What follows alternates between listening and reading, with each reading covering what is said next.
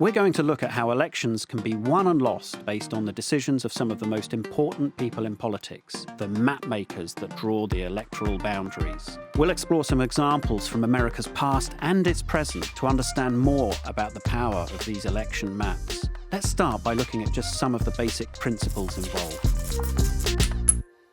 We've got these tiddlywinks here to help us see what some of those problems are. So when we're talking about election maps, people don't normally think of it in terms of points, but that's what we're actually visualising, isn't it? Is information about individuals and how they voted. Exactly, yeah. And one of the big challenges of not just election maps, but maps in general, is how we take information from individuals who voted in this case and convert that into information about areas. Now that's something that geographers call the modifiable areal unit problem. If we modify our areal units, which is essentially the areas that we're going to group people into, in this case it's these chips here that we're going to pull together. If we group them together in different ways, we're going to get a different answer to the question that we're asking. And actually, fundamentally, there isn't a perfect answer to this. So we're going to keep moving stuff around all the time. So we're going to have a look now at these imaginary voters that we have here who've all voted for different political parties. And the first thing about this problem is that there's a problem of scale. So as you change the size of the area, you know, the colour with the most counters changes as you're sizing the area. You can see that on the summary results here, we're changing who's the overall winner simply by varying the size of the area. And this actually is also a function, a bit of the kind of the density of the points as well. So it may be that in a rural area, you could get away with a very big area for our constituency or district, but not many people live in it. If you did the same thing in an urban area, you're going to be exacerbating potential issues in a way that you wouldn't be in the rural, because you know, people are much more tightly packed. There's much more variety and diversity in the way that people are voting. As these areas get bigger, we can see quite clearly from yellow to red to blue, it's easy to see how the area size can completely change your view of whether an area is affiliated to one particular political organisation or another. So what we're going to do now is take all of these counters back off the screen and just go focus down to 4 imaginary voters.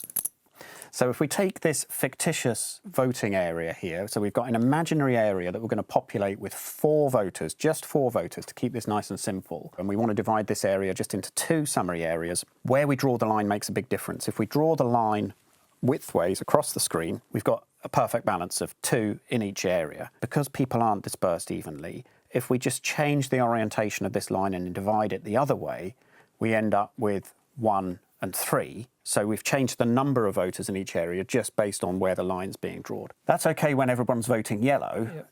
The issue starts when we take 2 of these yellows away and say, well, actually, they're voting red. And now what happens is that the line makes a big difference to the outcome of our imaginary election, even just with 4 voters. With the line oriented this way, this side is 100% yellow, and over here it's 2/3 red, 1/3 yellow. What's going to happen when we change our line? We've actually completely reversed the scenario. This zone out on the left-hand side is now 100% red, and this zone over here is now 2/3 yellow and 1/3 red. So this is an example of the zoning problem. Yeah, and the reason why this is so significant when we're thinking about social characteristics like how people vote, people with similar characteristics tend to live closer together. But what we're actually dealing with here in the kind of real world examples is how people with similar views tend to cluster together. You hear this all the time about target seats and so on in elections.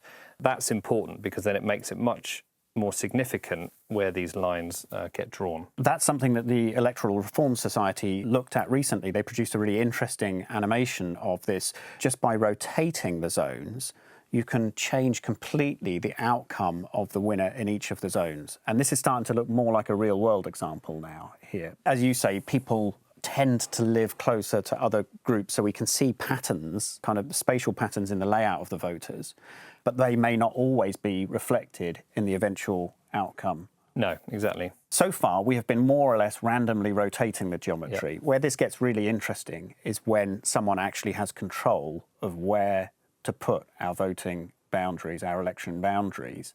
And that's something that's particularly associated with the US because of the way that the districting system works in the US.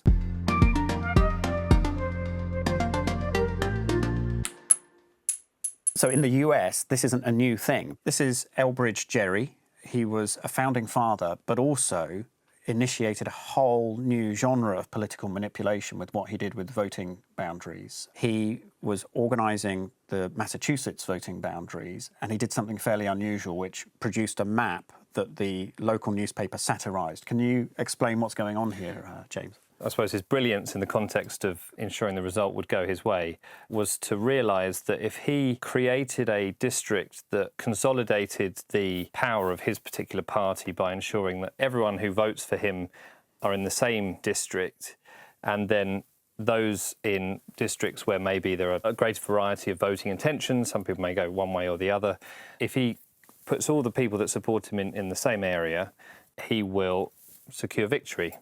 And the strange effect of doing this, of course, is that you end up with very oddly shaped areas as he tries to contort the map to fit his means. And in this case, the cartoonist said it looked like a fictional, a mythical creature, a salamander, and that's why we end up with the phrase gerrymander, as in gerrymandering, which is the word we use to refer to when people are manipulating election districts in this way. So I guess people might be surprised when they see that that was 200 years ago, that might have been something that was nipped in the bud, but we can see examples of this still all over the US electoral map here. We've got a map of the US here where we're going to pick up on maybe 5 of the very evocative names for some of these areas. One of my favourites here is the Duck, which is Ohio's 4th congressional district, which obviously just looks like a duck. It's a really peculiar shape. Even more odd in some ways is this snake by the lake, as it's known, because that stretches from Toledo all the way over to Cleveland. It's actually much narrower than this because most of this area is actually Lake Erie, and there really is just a very thin sliver of land going all this way across Ohio here. If we pan out over towards the East Coast, we've got a couple of really interesting ones. This one is Goofy Kicking Donald Duck, which is in Pennsylvania. And you can see these areas are barely touching each other. You know, it looks like 2 completely different areas. Exactly, and the strategy here is just imagine on the map, you know, we go back to the counters we had on the screen at the beginning of this, you know, they're just trying to draw a line without breaking it around the counters of the colour that represents their particular party. OK, and then just south of this fantastic one is probably my favourite name of the lot, I think, the broken-winged pterodactyl of Baltimore, which is Maryland's 3rd congressional district, I believe. The thing that's really odd about all of these examples is they have such a long perimeter given the overall area. They're so windy, just like with Jerry's original example. Yeah, from a geographer's perspective, what we really love is very compact areas. So squares or circles would be the ideal, but of course, you know, the world's much more complicated than that, and so you get oddly shaped areas. But these are just incredibly hard to justify. They just look completely unnatural from a social perspective, and really the only justification is they're trying to maximise their voter share in this particular district. The people responsible for delineating these boundaries is the governing state legislature. So if, for example, a Republican state has got a responsibility to redraw the boundaries, it's much more likely that you're going to see boundaries that reflect a better outcome, potential outcome for the incumbent party. This is where actually politics kind of overlaps with the independence of statistical authorities and things like that. So in the US, they've got a census coming up. You know, knowing where people are is actually an important basis for where you can draw these boundaries and how many boundaries you get. And you end up with this kind of almost this tit-for-tat thing going on where if they manage to beat this and change party representing the area, the boundaries will be redrawn again. There is one word of caution with this, though, isn't there? Because we've already seen that regular shapes might not be the best way of making sure that we're capturing appropriate community characteristics. And actually, if we zoom back out again and go over to Illinois, there's a very famous example in Chicago called the earmuffs, which is, again, on the face of it, this looks like another one of those really oddly shaped gerrymandered districts. This one's a bit different, though, because this one was the result of a federal instruction to give Hispanics greater voting representation. And so these 2 areas here on the earmuffs are both majority Hispanic areas, which in isolation, if these were split apart, probably would suffer from the symptoms of our counters earlier. I mean, one of the interesting differences between the US and, say, the UK is that the US, because of the way that population spread across the US, it was starting from scratch in many ways, drawing these boundaries and planning cities and so on. In a country like the UK, we've had 1,000+ years of community groupings through things like parishes and things like that. So the UK system has grown a bit more organically in the sense that you might have had a parish, which is like a relatively small group of people that perhaps reflects people with similar interests in a very local area. Those parishes maybe get merged together to then create these larger electoral wards and constituencies and so on. So that's the difference between kind of like a bottom-up approach, which is just something that's emerged over time. And, you know, in the US case, they've kind of allowed themselves to have this kind of top-down approach, which is to allow whoever's in charge to redraw the boundaries as much as they can. But this is still, I think, remains fairly untypical because most of the examples are the ones where the governing legislature has made some decisions that perhaps swinging more in its favour than not.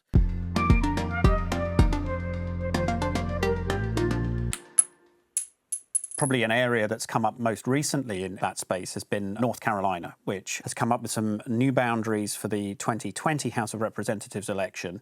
The really interesting thing with North Carolina, if you really want to see the impact of gerrymandering and what it does to election results, North Carolina is a great example because if we look at the results of the popular vote, so that's the total number of votes for either party in the 2018 House of Representatives election, this is a really tight race. Yeah. There's less than 2%, well, there's 2 percentage points in it, a very small majority for the Republicans. So if we had a fair electoral map, we would expect to see something very similar to this in terms of seat representation. But when we look at what the seat representation is based on that popular vote, this is an amazing picture, isn't it? This is largely a result of gerrymandered boundaries. What does this look like on the map? Let's take the House seats and see. So this is Carolina's congressional district map with each congressional district coloured in according to the seat. And so there's 10 seats for the Republicans, 3 for the Democrats. But there's some geographical patterns here. One thing you can't help but notice is that the blue areas, the 3 blue areas, this one's an exception, but these 2 here are quite small. This one looks like it's really been gerrymandered, right? Like Yeah. This has this very odd shape to it.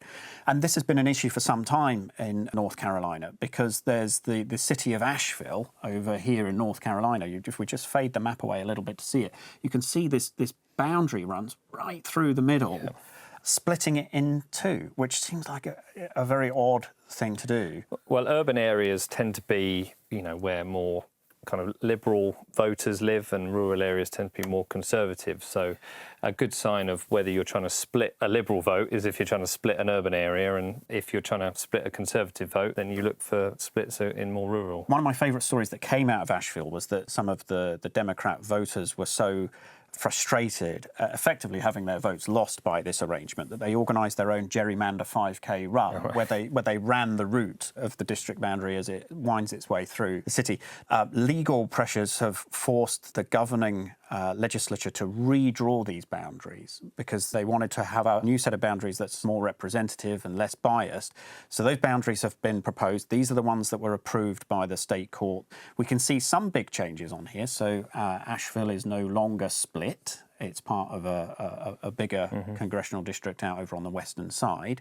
It's not surprising that a map made by Republicans still tends to favour Republicans. So if we project what the 2020 results might look like on these new boundaries, we'll see that there's some changes, but not a huge number of changes. We go from 10 and 3 to 8 and 5. So we've got 5 Democrat areas now on here. But this still isn't particularly representative of our original tiddlywinks, of the people who are actually voting in this area. If you listen to US election pundits and things, particularly those on the Democrat side, they often say it's a state with a tough map. It's a hard thing to break. It's like running uphill. You know, they've got to, not only have they got to get a majority, but they've got to get a really big majority to overcome some of these entrenched issues. So that would be a majority in terms of the popular vote. They've got to push through. You know, 51% won't cut it. They've got to really push through. There's also a scale issue at play here, isn't there? Because this is just 13 congressional districts in quite a wide area. We can get a sense of how some of the characteristics of our voters are being lost if we drill down in level to these smaller areas called counties and look at how the counties voted in the 2016 presidential election. And you can see we've got a slightly different map here because suddenly what was previously entirely red, you can actually see we've got a significant Democrat enclave here. We can finally see the Democrat voters of Asheville over here. And again, even this is a victim of the scale problem, because if we were to drill down within individual counties, you'd still see different coloured tiddlywinks. And I think that scale thing is what tends to get forgotten sometimes when we're talking about elections, is that actually we are always showing the majority view on these maps. And so if you keep zooming in right back to the individual level, you are going to see variety. You know, even within a family, you might vote different ways. It's always a case that these maps show the winners, potentially, but they are a crucial basis for kind of maximising your chances. So if I were a Democrat strategist coming into power, I would look at this map and I would redraw the boundaries again to capture this one and maybe, as you know, as happened here, split up some of these red areas that don't have the same number of Republican voters as the blue areas, to ensure that Republican still wins through any future election. We've just coloured these areas red or blue, but in reality they'd all be varying shades of purple, which is kind of a mixture of voters that might lean largely one way or another, you know, or to varying degrees. Does that mean that gerrymandering is kind of particularly suited to the first past the post system? I think so. I mean, if you just because you're essentially creating one representative for one area, and it can be a relatively small area. So thinking about the scaling issue and the zooming out, if you imagine you had hypothetically say the whole area here we say, well, actually you're entitled to 5 representatives for the whole map. We're not too worried about where the boundaries are. We're just going to say for that state or whatever, you get 5 representatives. Those representatives can be based on the proportion of votes won. I think the argument against larger areas with proportional representation in it is often back to this thing about, well, am I representing my local population's needs and values? So if it's a big area that's quite heterogeneous, so there's a lot of extra people in it, lots of variety, is one of your 5 representatives going to be as invested in that as a representative that is for a smaller, kind of more local population? Absolutely. And that, talking about that local problem, about knowing where to draw some of those local boundaries, that brings us back to this point about who's drawing the boundaries. So you might argue, because in the UK, there's a completely different system. There's an independent commission. There's 4 organisations, actually, that cover the whole of the UK. They're independent of the governing political party. Yeah, and so they essentially have a series of rules that they need to follow. So, a certain number of people per parliamentary constituency in this case, certain areas that are exceptions to that. So some of the Scottish Islands wouldn't make sense to kind of tag on to the mainland. So the number of people in their particular electorate is smaller than some of the mainland places. There's a maximum size in terms of geographic area that the places can be. But you can imagine how hard a job it is, because as soon as you start redrawing these things and you shift one thing one way, then it does mean another one has to shift as well. I mean, I wouldn't want the job, because no one's going to... It's not something that anyone will be completely happy with, and there'll always be claims and counterclaims about advantage and disadvantage one way or the other. But in the US, it's quite clear that gerrymandering is still very much rife, and part of that is because there is this lack of an independent body that's governing the standards. And if I were in control of it, and it's a good way of ensuring you keep your job, isn't it? So it's not in anyone's interest to change the boundaries if it's going to affect their election It's going to be interesting to see this, because I think there have been several attempts to bring a bill before the House of Representatives to actually introduce such a commission as part of electoral reform, but it's never been voted on before. There don't seem to be that many signs of it happening soon either. Yeah, and I suspect even if they get further with it, you are still going to get back to these fundamental questions of, what is representation, and, is an area best represented, one way or another by a small population with someone who's very committed to them, or a larger one. And there'll always be exceptions, and those exceptions then get used to maybe change some other areas that people might have been a bit happier with. But so no one's going to end up saying, thank you for such a wonderful neutral map? No, I don't think that'll ever happen.